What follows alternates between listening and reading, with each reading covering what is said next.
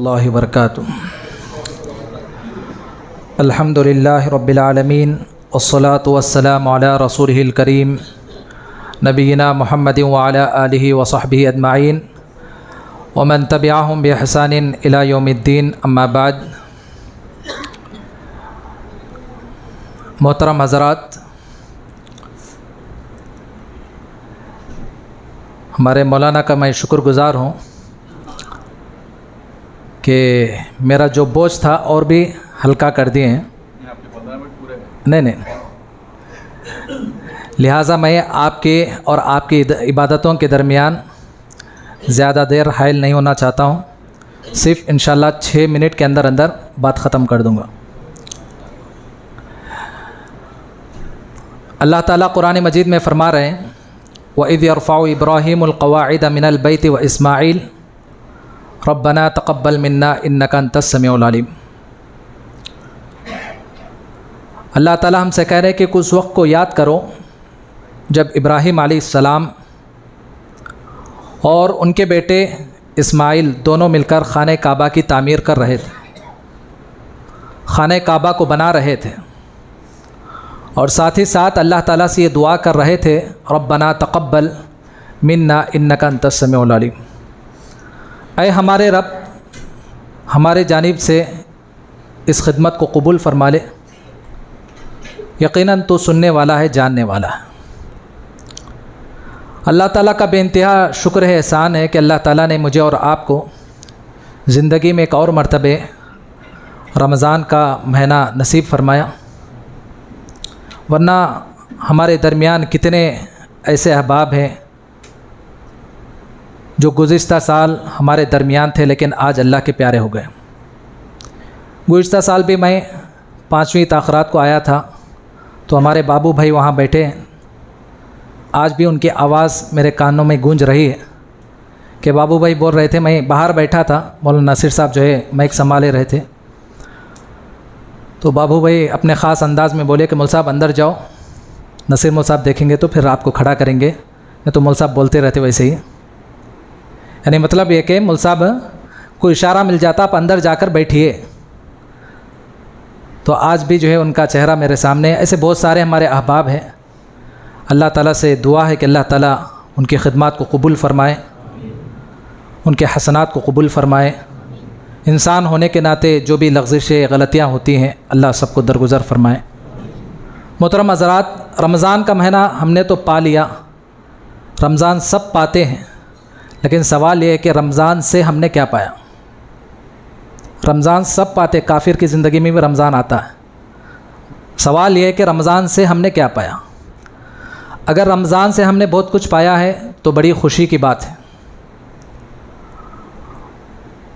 اور خوشی کے بات اس وقت اور بڑھ جاتی ہے کہ جو ہم نے رمضان سے پایا ہے اس کی حفاظت کرے۔ ایک آدمی صبح سے شام تک محنت کرتا ہے، محنت کرنے کے بعد اس کی محنت کی مزدوری شام ہونے پر نہیں ملتی ہے، تو ایسی محنت کرنے کا فائدہ کیا ہے؟ رمضان میں ہم نے روزے رکھے، زکوٰۃ دی، قرآن کی تلاوت کی، قرآن کا ہم نے سماعت کیا، تراویح کا اہتمام کیا، لیکن اللہ کے یہاں ہمارے اعمال یہ محفوظ نہیں ہے، اللہ کے یہاں ہماری یہ عبادتیں مقبول نہیں ہے، تو پھر ایسی عبادتیں کرنے کا کیا فائدہ؟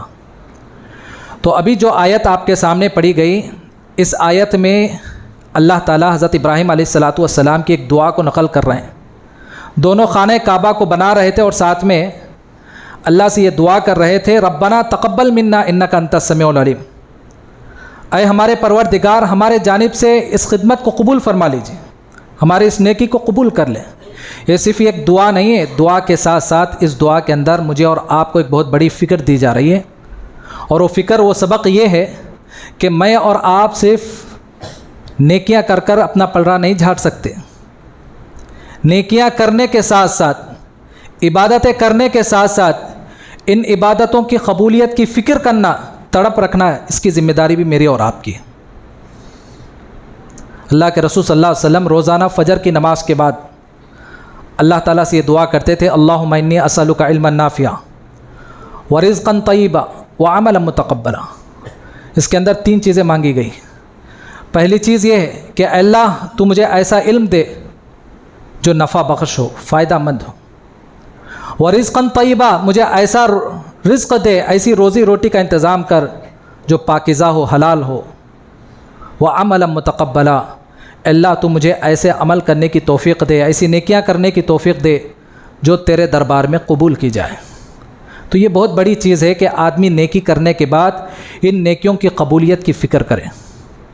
اسی لیے حضرت علی رضی اللہ عنہ بہت بڑے صحابی گزرے ہیں، وہ اپنے دور کے لوگوں کو نصیحت کرتے تھے، کون القبول العمل اشد اہتماما بالعمل، اپنے لوگوں سے کہتے تھے کہ اے لوگوں، جس قدر تم نیکیاں کرنے کا اہتمام کرتے ہو، عبادتیں کرنے کا اہتمام کرتے ہو، اس سے کہیں زیادہ نیکیوں کی قبولیت کی فکر کرو۔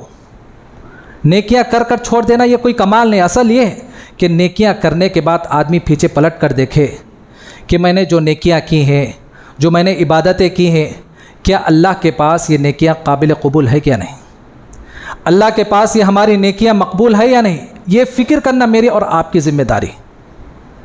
اور یہی فکر صحابہ کے اندر بھی تھی۔ صحابہ کون صحابہ؟ وہ صحابہ جو جنتی ہیں، وہ صحابہ جن سے اللہ راضی ہے اور وہ اللہ سے راضی، رضی اللہ عنہم ورضوان۔ وہ صحابہ جو ایسے پہاڑ، ایمان کے پہاڑ تھے، فَإِنْ آمَنُوا بِمِثْلِ مَا آمَنْتُمْ بِهِ فَقَدِ اهْتَدَوْا، آنے والی نسل کے لیے حضرات صحابہ کے ایمان کو اللہ نے کسوٹی بنا دیا، پیمانہ بنا دیا۔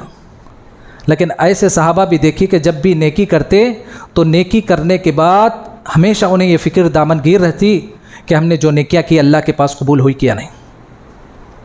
تو بہرحال رمضان ہم سے رخصت ہو رہا ہے، ممکن ہے کہ کل چاند نظر آ جائے، اگر چاند نظر نہ آئے تو پرسوں، تو ہم سے رمضان رخصت ہو رہا ہے، تو یاد رکھیے رمضان جاتے جاتے ہمیں یہ سبق دے کر جا رہا ہے کہ جو چیزیں تم نے کی ہے، جو اعمال تم نے بجا لائی ہے، اس کی حفاظت کرو۔ علماء اکرام نے بڑی اچھی بات کہی ہے کہ انسان کے نیکیوں کی قبولیت کی پہچان کیا ہے۔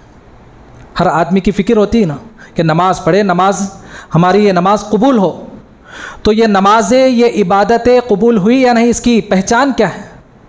کہا کہ اس کی پہچان یہ ہے کہ نیکی کرنے کے بعد آگے بھی نیکی کا سلسلہ جاری رہے۔ میرے اور آپ کی رمضان کی عبادتیں، میرے اور آپ کی رمضان کے روزے، میرے اور آپ کی رمضان کی نمازیں اللہ کے دربار میں مقبول ہوئی کیا نہیں، اس کی پہچان کیا ہے؟ کہ یہ سلسلہ اگلے سال تک چلتا رہے۔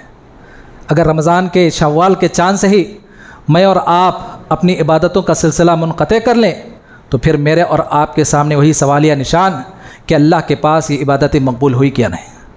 تو بہرحال میری تقریر کا خلاصہ یہی ہے کہ اللہ تعالیٰ نے مجھے اور آپ کو زندگی میں ایک اور مرتبہ جو رمضان پانا نصیب کیا ہے۔